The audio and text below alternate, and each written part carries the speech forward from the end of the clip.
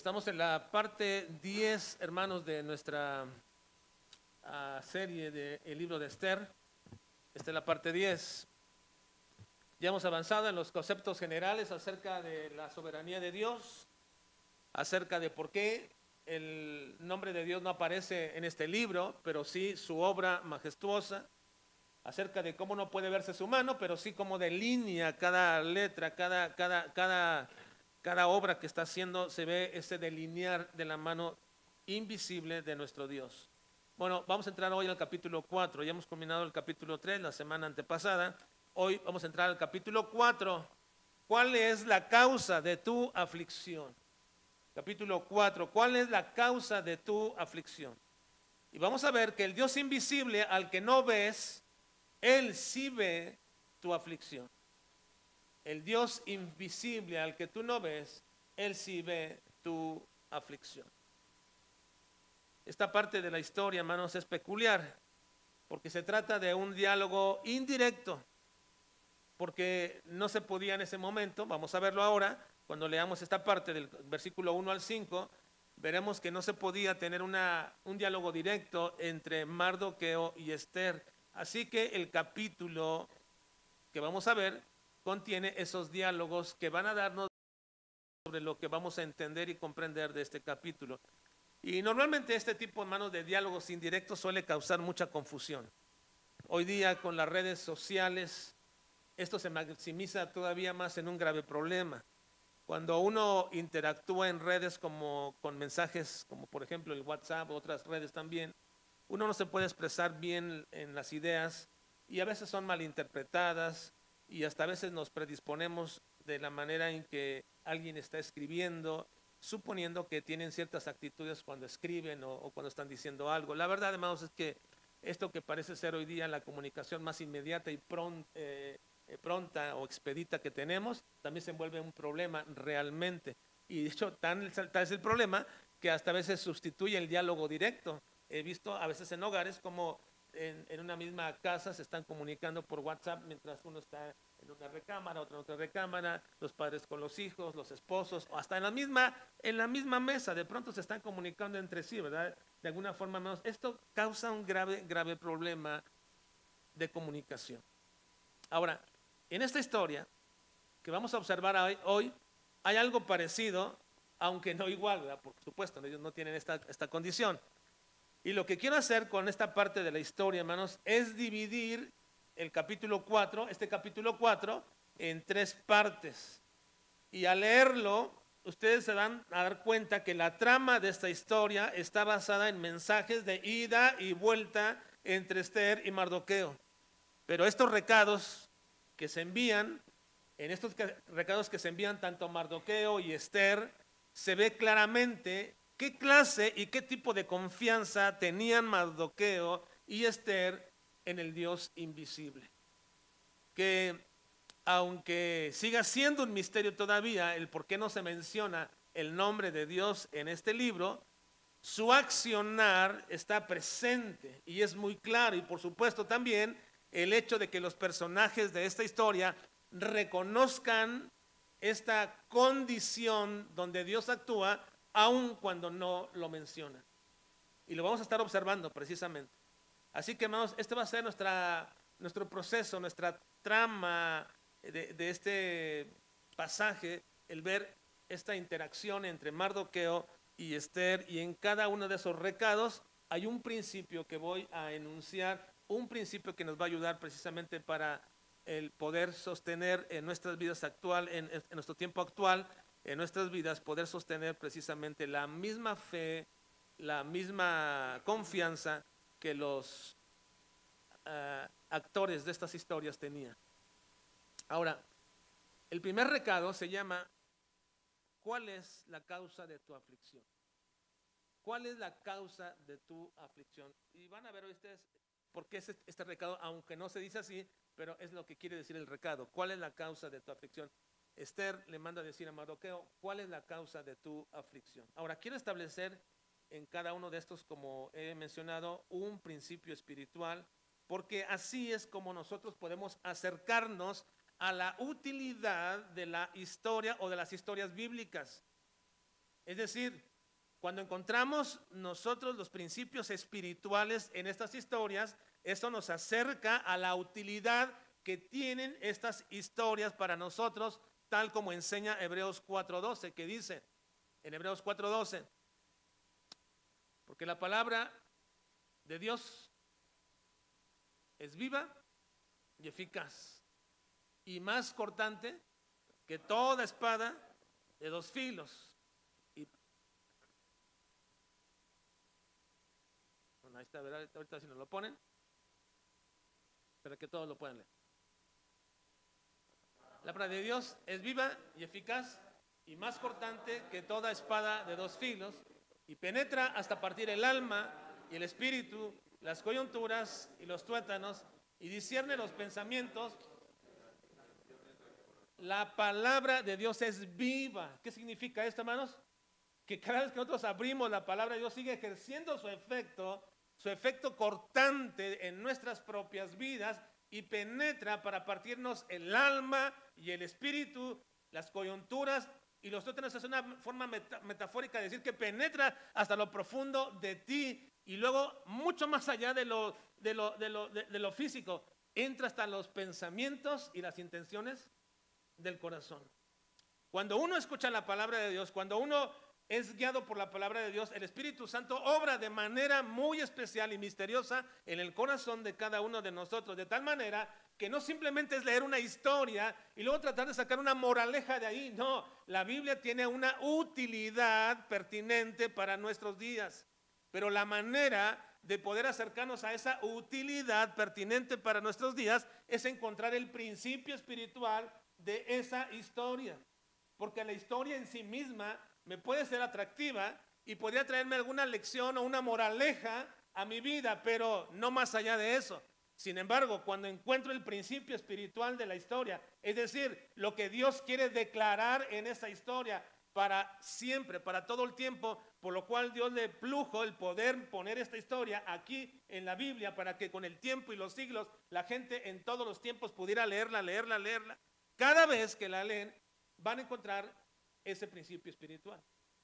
Y ese principio espiritual es el que va a regir la vida y que va a ser pertinente a la vida de una persona. O sea, quiero recordarles en este momento entonces que el principio espiritual que vamos a observar ahora, más bien anunciarles que el principio espiritual que veremos ahora es que el Dios al que tú no ves, porque es invisible, Él sí ve tu aflicción. Tú no lo ves, pero Él sí ve tu aflicción. No solamente te ve a ti, no solamente ve tu accionar, también ve tu corazón, tu mente, tus sentimientos y ve cuando estás afligido. Ahora, quiero recordarles, hermanos, que un principio espiritual es la forma en que Dios se revela en su persona y en su obra para con nosotros.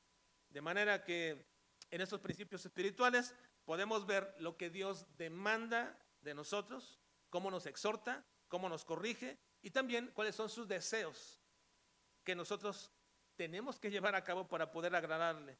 Los principios espirituales difieren de los principios morales, en que los principios morales, establecen una adecuada relación entre los hombres y depende siempre estos principios morales de los estándares y los valores de la sociedad en la cual nos movemos.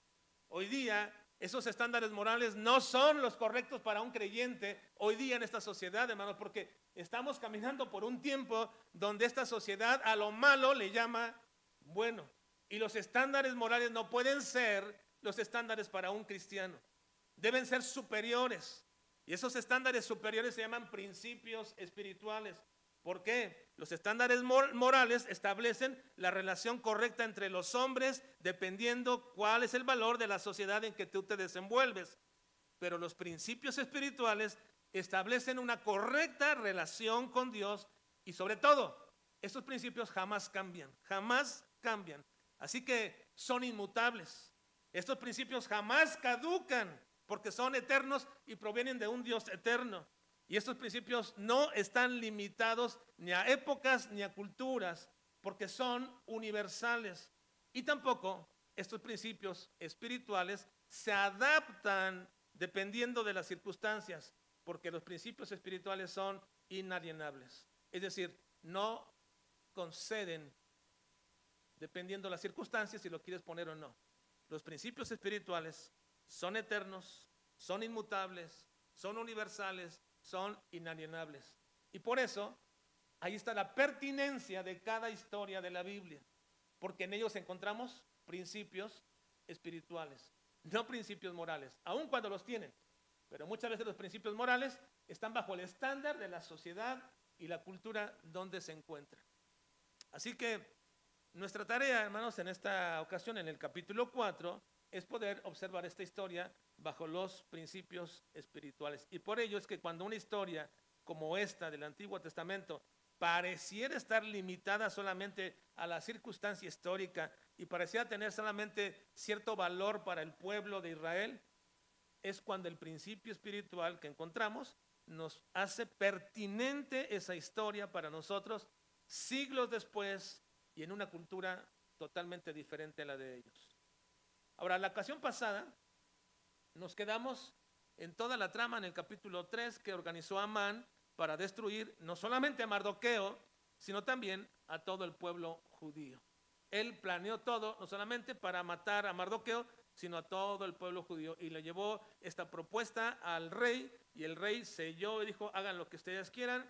Ni siquiera miró el edicto, simplemente le dio el anillo, séllalo, ponlo, y el dinero que me querías dar por este pueblo sea para ti. Así que entonces mandan a pregonar por todo el imperio que en cierto día, de cierto mes, todo el imperio matara a los judíos que había entre ellos. Y entonces cuando lo supo Mardoqueo y lo supo el pueblo de la ciudad de Susa, la capital del reino, se conmovió toda la ciudad, se conmovieron.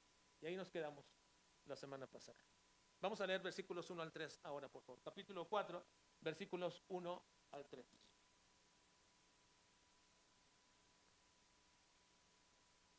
¿Lo tienen, hermanos? Vamos a hacer juntos esta lectura. Leamos. Luego,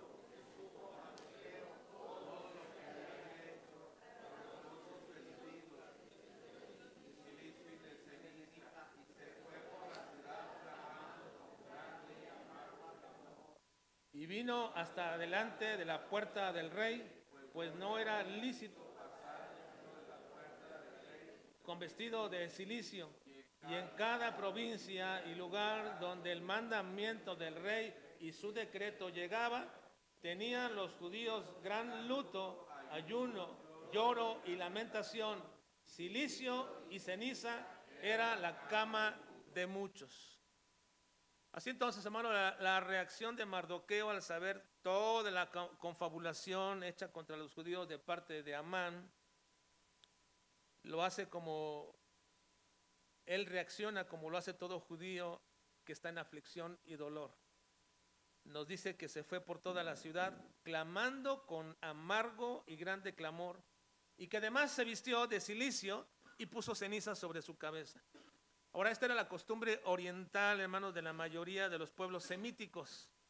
Cuando querían expresar su dolor, su luto o su tristeza o arrepentimiento sobre algún asunto, su aflicción la hacían manifiesta, no en una especie de penitencia en sí mismo, pero sí se vestían de saco.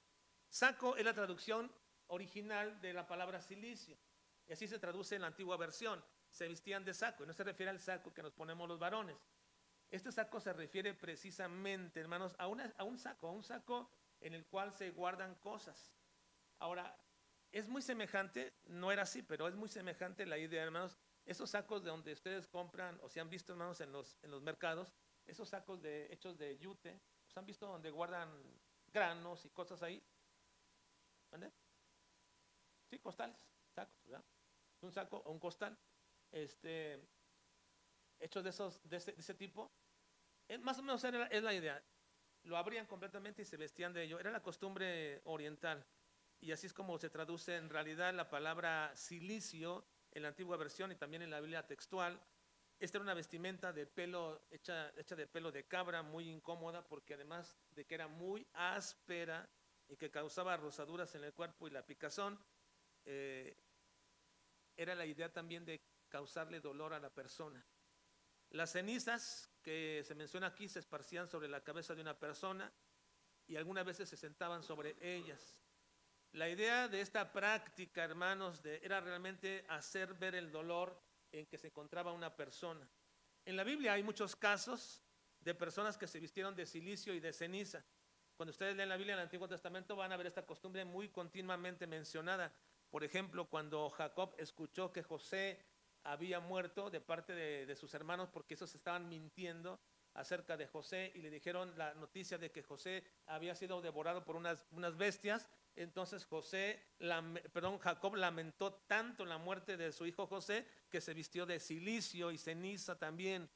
David también, cuando escuchó que Abner, uno de los generales, que había muerto cuando él había mandado que no lo mataran y que guardaran la vida de él, y sin embargo Joab fue y lo mató, también David manifestó a todos que no era de su agrado el haber matado al enemigo, porque este Abner era general de Saúl, que lo perseguía, y dijo, no, este es un hombre recto, no lo maten, y sin embargo Joab fue y lo mató. Entonces él se vistió de silicio y ceniza para que todos supieran que él tenía dolor por este hombre, que era un hombre correcto.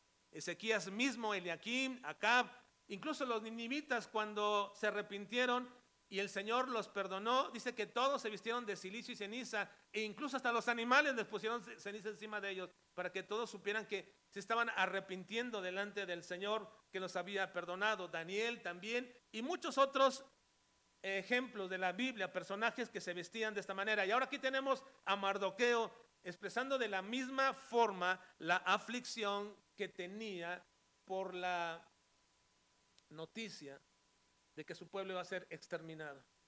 Y esto era de parte del rey. Ahora, no era para menos. No solamente estaban atentando contra su vida y la de su familia, sino también contra el pueblo judío. Estaba en peligro el pueblo completo que aún vivía en el imperio y que no había regresado a su tierra, pues la orden era matar a todos, incluidos los niños y los ancianos. Mardoqueo, después de que se fue por la calle con su clamor hasta la puerta del palacio real, buscando una posibilidad de ir con el rey, pero no podía. Recuerden que aun cuando fuera Mardoqueo alguien de importancia, la puerta estaba cerrada para cualquier persona y solamente podían llegar hasta el patio. Pero Mardoqueo estaba vestido de silicio y esto estaba prohibido de la puerta hacia adentro, ya que había estrictas reglas de vestimenta para poder ver al rey. En las reglas de etiqueta de aquella cultura, estar vestido de silicio era una de las menos aceptables que alguien pudiera llegar ante el rey. Ni siquiera se permitía que alguien estuviera con el rostro triste o demudado. Recuerden ustedes que Nehemías, precisamente ante este mismo rey, unos años más adelante, tuvo temor de estar triste delante del rey. Dice Nehemías 2:2, me dijo el rey, ¿por qué está triste tu rostro? Pues no estás enfermo, no es esto sino quebranto de corazón. Y luego dice Nehemías, entonces temí en gran manera, porque era prohibido estar de esta manera delante del rey, con rostros demudados, con dolor, con alguna aflicción. No quería el rey tener absolutamente nadie así en su corte. Ahora, después de que se dio, hermanos, la noticia de la ley firmada por el rey, en todas las provincias los judíos se vestían de silicio y de ceniza, todos se vestían así. Debió ser impresionante la manifestación de tristeza en todo el imperio persa. Tal era la circunstancia de desconsuelo y de aflicción que el propio escritor, hermanos, utiliza una expresión muy coloquial al decir, miren, el versículo 3 al final. Dice, y en cada provincia y en lugar donde el mandamiento del rey y su decreto llegaba, tenían los judíos gran luto, ayuno, lloro y lamentación. Silicio y ceniza era la cama de muchos. De manera muy evidente menciona cuál era la condición de todos los judíos. Su cama, dice, era silicio y ceniza. Así se acostaban y así se levantaban y así dormían con la angustia y la aflicción por su eminente exterminio de dentro de la raza humana. Ahora quiero que vean, hermanos, esta es la condición de Mardoqueo, que expresa su angustia. Vean por favor el versículo 4 y 5. Leamos. Dice, y vinieron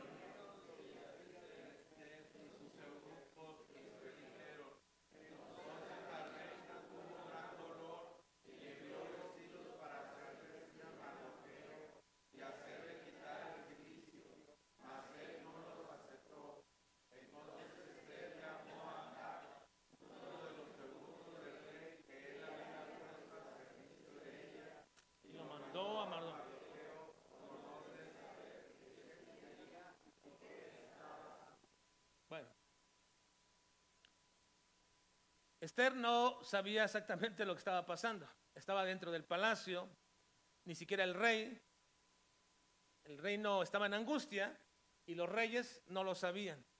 Por ello Esther, cuando recibe de parte de sus doncellas y de sus eunucos la noticia de que Mardoqueo está vestido de cilicio y de ceniza, la reacción inmediata de Esther fue tratar de cubrir esa angustia con ropa limpia, nueva y muy fina.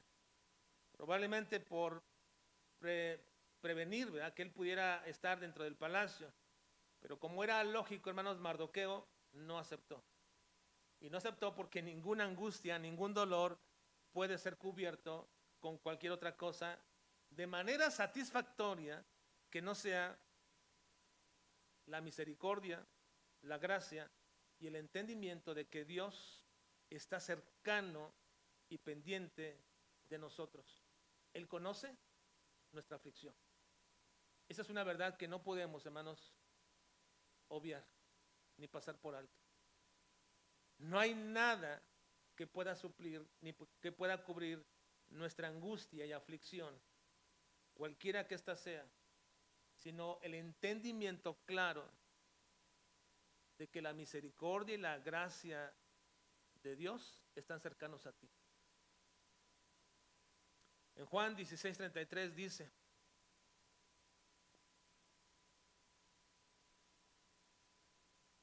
leamos, estas cosas os he hablado para que en mí tengáis paz.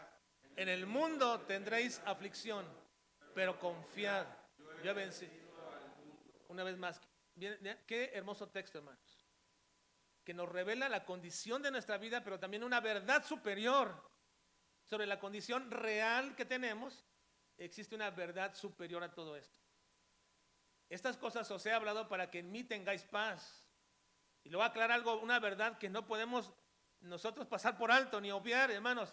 En el mundo tendréis aflicción.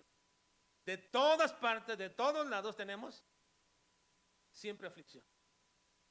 Pero luego aclara, pero confía. Yo he vencido al mundo. No podemos estar en esta vida, hermanos, sin aflicción. Esa es una realidad. Nadie puede estar en esta vida sin aflicción. El mismo Job decía que el mismo niño cuando nace ya comienza la aflicción en su propia vida. No hay manera de sustraernos de la aflicción de esta vida. Casi todo lo que sucede diariamente en nuestra vida nos pone en angustia y aflicción de diferentes formas, de diferentes momentos o en diferentes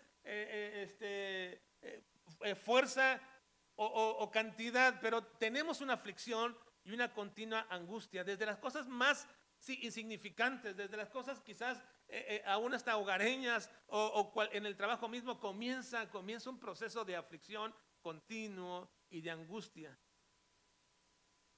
Pero a pesar de esas cosas, diríamos, cotidianas, hermanos, hay gente de nuestra iglesia que pasa por aflicción extrema. Más allá de nuestra aflicción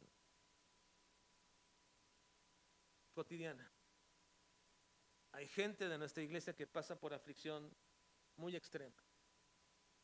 Aflicción de enfermedad permanente o crónica. Hay hermanos cuyos hijos ya no podrán estar con ellos. Hay hijos cuyos padres ya no estarán con ellos, uno o los dos. Hay padres muy afligidos porque sus hijos viven una vida disipada y son una continua aflicción en sus vidas. Hay matrimonios afligidos porque el varón o la mujer han puesto su mirada donde no deberían, retractándose de su compromiso matrimonial. Hay gente en nuestra iglesia con aflicción, más allá de la aflicción cotidiana que todos tenemos. La aflicción, hermanos, es un proceso emocional muy fuerte. De hecho, la palabra aflicción viene de la acción que se hacía en las uvas cuando las pisaban en el lagar. Y con ello podían sacar el jugo, presionaban sobre la uva y rompían la uva para poder sacar el jugo, y de ahí viene la palabra aflicción.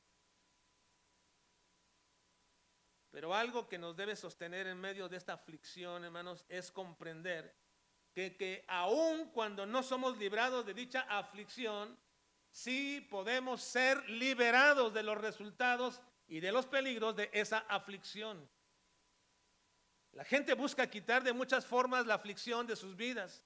Lo hacen mediante la bebida, las drogas, cualquier cosa en su vida que les haga olvidar momentáneamente la aflicción. Y eso será solamente momentáneo. Les hace no pensar en ello. Pero la única y verdadera solución para la aflicción de la vida de una persona es que confíen correctamente en Dios. Cristo dice: confiad, yo he vencido al mundo. Eso significa que ninguna de las cosas que te afligen pueden ser superiores a Cristo. Él es vencedor de este mundo. Y las aflicciones solamente son simples movimientos bruscos de alguien que ha sido vencido ya. El mundo ha sido vencido, hermanos. El mundo nos aflige, pero dice Cristo: yo he vencido al mundo. Así que las aflicciones que vienen a nuestras vidas son esos simples movimientos bruscos de alguien que ya está vencido. Al final de todo, hermanos, de todas estas cosas, el final de todo esto es la victoria sobre todo lo que nos aflige. Todo se termina porque la victoria de Cristo está sobre todo lo que nos aflige. Como dice Pablo, hermanos, que el enemigo más temeroso que puede tener una persona es la muerte. Es a lo que más le teme. Pero también dice el Señor: ya está vencida. Y será vencida completamente. 1 Corintios 15:26 dice: y el postrer enemigo que será destruido es la muerte.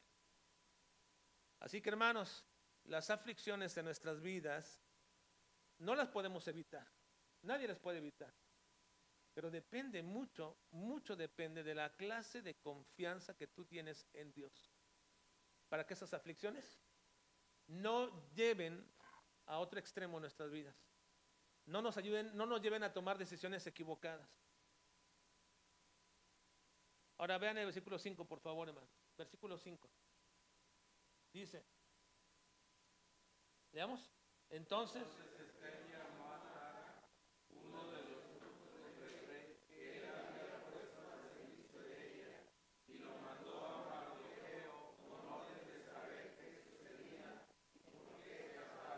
aquí está el primer recado. Este es el tema de esta mañana, ¿verdad? El primer recado es: ¿cuál es la causa de tu aflicción? Entonces Esther, cuando supo que Mardoqueo estaba afligido y ella no sabía por qué, le manda a decir que por qué estaba así. Y lo mandó a Mardoqueo con orden de saber qué sucedía y por qué estaba así. Ese es el primer recado de Esther a Mardoqueo. ¿Cuál es la causa de tu aflicción? Era grande la aflicción porque estaba vestido de cilicio y de ceniza. Y se atrevió a ir hasta la puerta del rey cuando era prohibido. ¿Cuál es la causa de tu aflicción? Es entonces así que Esther, mandando a este sirviente personal, un eunuco de parte del rey, como su sirviente exclusivo, para preguntar a Mardoqueo cuál era la causa de su aflicción y de su dolor. Ahora, muchos dicen, hermanos, que el tiempo lo cura todo. Así dice mucha gente, ¿verdad? No te preocupes, el tiempo lo cura todo. No es así, hermano. El tiempo no cura absolutamente nada. Yo he visto a personas que con el tiempo su frustración, su enojo o su decepción se vuelve una amargura, se vuelve una paranoia al punto de desequilibrar sus emociones y también su mente. Y mientras más pasa el tiempo, aparentemente están olvidando, pero cuando aparece una vez más los indicios de aquello que lo afligía, entonces esa preocupación y ese temor que tenían, esa circunstancia es mucho más grande y más difícil de quitar, y causa mucho daño a la gente más cercana que tenemos, a tu propia familia, a tu iglesia. La señal, hermanos, de duelo, dolor y aflicción, aun cuando no es manifiesta ante las personas, sí tenía un propósito especial de quien hacía todo esto. Tratar de mover a Dios a misericordia y una acción para arreglar esa aflicción. Esa era la idea del que se vestía de silicio y ceniza. Tratar de mover a Dios a misericordia y a una acción para arreglar esa aflicción de su vida. Pero recordemos, hermanos, esta grande verdad. Dios no necesita ser movido a misericordia, porque ninguno de nosotros puede ser más misericordioso que Dios. Me parece que a veces oramos equivocadamente, hermanos, diciendo, Señor, ten misericordia, y rogamos por misericordia como si Dios estuviera tan duro en su corazón para no traer misericordia a una persona y nosotros pareciéramos ser más misericordiosos que Dios. No es así, hermanos. Dios nunca es movido a misericordia porque Dios no necesita que lo motivemos a algo que su propia naturaleza es. Entendamos esto, hermanos. Cuando pensamos en este punto, entiendo que nosotros usamos un lenguaje así, pero no se trata de decirle a Dios lo que Él debe de hacer, que Él se apiade de nosotros. Él es misericordia, Él es misericordioso, Él es amor, toda su gracia es superior a cualquier cosa que nosotros necesitemos, y con todo y eso, aún así, Dios en su soberanía hace con propósitos más sublimes y lo permite mucho más allá de lo que entendemos.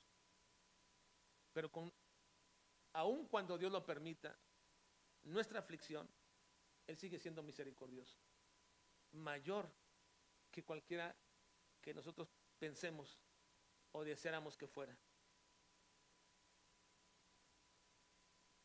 Algo que nunca debemos olvidar, hermanos, ni debemos dejar a un lado cuando pasemos por angustia y aflicción, es que aunque te sientas y que te veas solo y que tú no veas al Dios que está a tu lado porque Él es invisible, Dios sí ve tu aflicción. Y su obra, cualquiera que ésta sea en relación con lo que te está afligiendo, se va a ver manifiesta en su momento, en su tiempo y en su forma que Dios quiere. Porque Dios ve todo. Y si sabe cuándo se cae un cabello tuyo y los tiene todos contabilizados, ¿no sabrá entonces lo que nos aflige? Y no nos hará descansar cuando tú y yo estamos cargados y afligidos, que dice, venid a mí y os haré descansar. ¿Acaso Dios no conoce mi aflicción, mi dolor, de tal manera que no tengo yo que rogar y pedir para que Él actúe? Él ya lo está haciendo. Y parte del dolor y la aflicción es parte de ese trato que Dios tiene para conmigo, con propósitos más sublimes de lo que yo estoy pensando. Así que, hermanos, nunca debemos olvidar que aunque tú no veas a Dios, Él sí ve tu aflicción y ya está actuando. Así que Dios nos permita confiar en Él de la manera tan especial y tan real como Dios lo hace. Vamos a orar, por favor.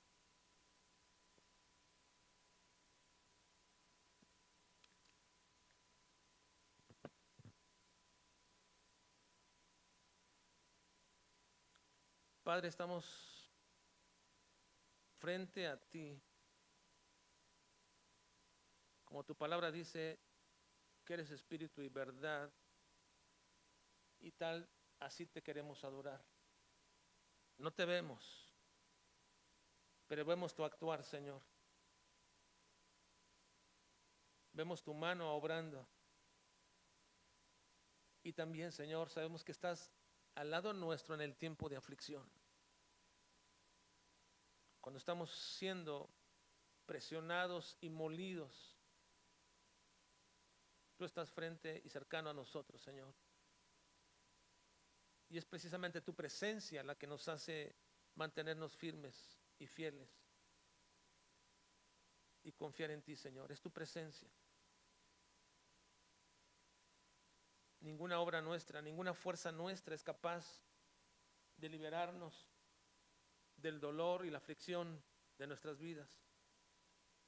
Es solamente tu poder, tu gracia y tu misericordia que se derrama continuamente en nosotros, que podemos proseguir. No en una actitud estoica, aceptando todo como si no pudiésemos hacer absolutamente nada, sino en una confianza plena de fe de que tú estás actuando en nuestras circunstancias. Todo está en nuestras manos, Señor. Todo está en tus manos, Señor. Toda nuestra vida está en tus manos y nada podemos nosotros, Señor, hacer mejor que lo que tú haces. Así que quiero pedirte, Padre, que en esta mañana, cualquiera que esté en un momento de aflicción en sus vidas, cualquiera que sea la circunstancia por la cual se encuentre, que lo aflige, puedan acudir a ti, Señor, puedan derramar su corazón delante de ti, se puedan humillar delante de ti y puedan depositar toda su confianza en ti para que tú les levantes, Señor, con la firme convicción de que tú sabes lo que nos aflige y que tú estás actuando en todo ello. Guárdanos y ayúdanos, Señor, en Cristo Jesús. Amén. Vamos a ponernos de pie, por favor, hermanos.